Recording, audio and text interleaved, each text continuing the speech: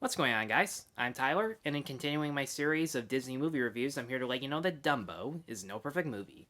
And in this film, Dumbo is a circus elephant who is constantly ridiculed by everyone except his mother for his oversized ears.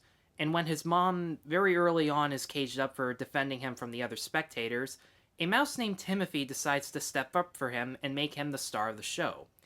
This movie was only Disney's fourth animated feature, but it was made to make up for the money that the studio lost for Fantasia, and in order to make the story more simple and to save time, money, and effort, that the movie is only an hour and 4 minutes. And it's such a simple story that it has all the basic core elements needed in order to make the story effective. And as hard as they try to take as much time with it, oddly enough, there are a lot of rushed things that kind of kept me from getting super sucked into it. All the beats were there, all the things that I needed to connect with the story were there. What wasn't there was the amount of time that I felt was really needed to connect. The biggest element that I thought was rushed was just how quickly everyone turns against Dumbo. The split second that his ears pop up and are oversized, almost all the other creatures have their own predetermined judgments towards him and his mom already decided. They already settled on Dumbo as a stupid nickname. And from then on, the other elephants in the circus are just really there to have only one personality trait per elephant. They just come up with cold insults and provide exposition for what happens to Dumbo every time he gets embarrassed in the circus, and that's really all their characters are. I don't think they even have names. And as far as voices go, the only one I could kind of recognize was this one soft-spoken elephant who kind of sounded like Minnie. And oddly enough, the more drawn-out moments are actually having nothing to do with the story. They're just there for entertainment's sake. And some of them do work. Especially Pink Elephants on Parade, as everyone likes to point out. That is the major highlight of the movie.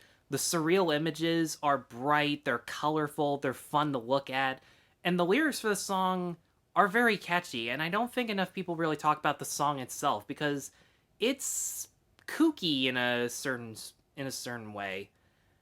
But aside from that moment, because that is the big moment of the movie, there are other times where, for example, the circus workers and the animals are working together to build the circus in a rainstorm, which the whole time just seemed weird seeing animals do manual labor. I know it's Disney, but even by their standards, that was strange.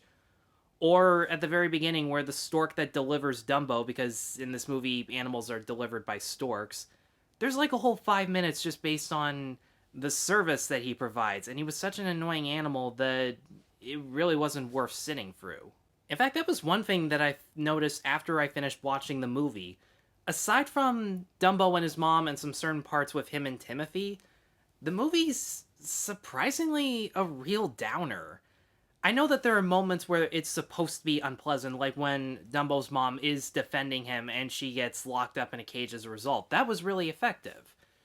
But there was one moment where it really struck me just how uncomfortable I was because of the movie was this stunt where the elephants get accidentally knocked down by Dumbo. The spectators run screaming, everybody gets hurt, and you would think at that point you would laugh and say, whatever, you deserved it. But the scene ends with Dumbo all by himself, surrounded by destruction, looking so depressed, and because he's that young of a creature, he really doesn't stand up for himself until the very end of the movie, and all those elements combined just made it hard for me to enjoy it. I was sitting there throughout the whole thing thinking, there's nothing really bad about this, I'm just not feeling any emotion.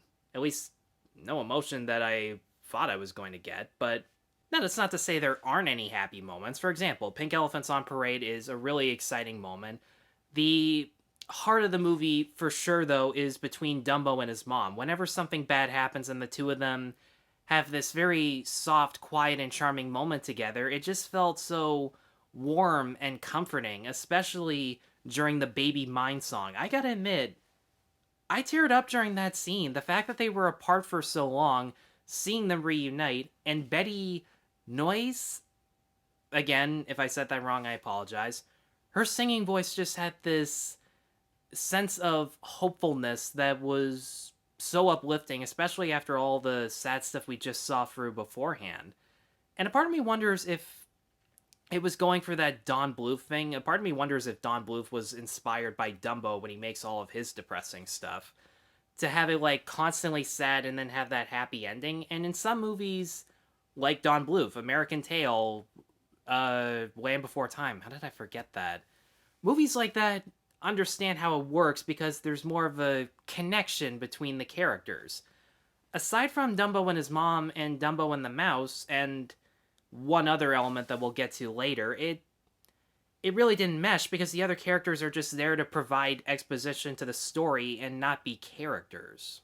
Because yeah, every time Dumbo and his mom were together, it was sweet, it was tender, it was visually told. Dumbo's mom only says one word and that's his name, and Dumbo doesn't say anything at all, but they don't need to. They communicate every emotion they have on screen as clearly as possible, and it was so effective.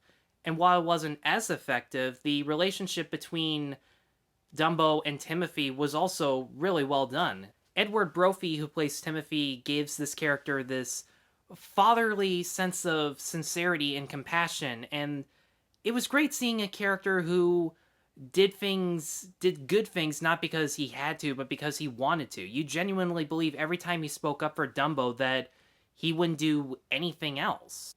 Speaking of helping Dumbo, let's get to the big elephant in the room when it comes to this movie, the crows.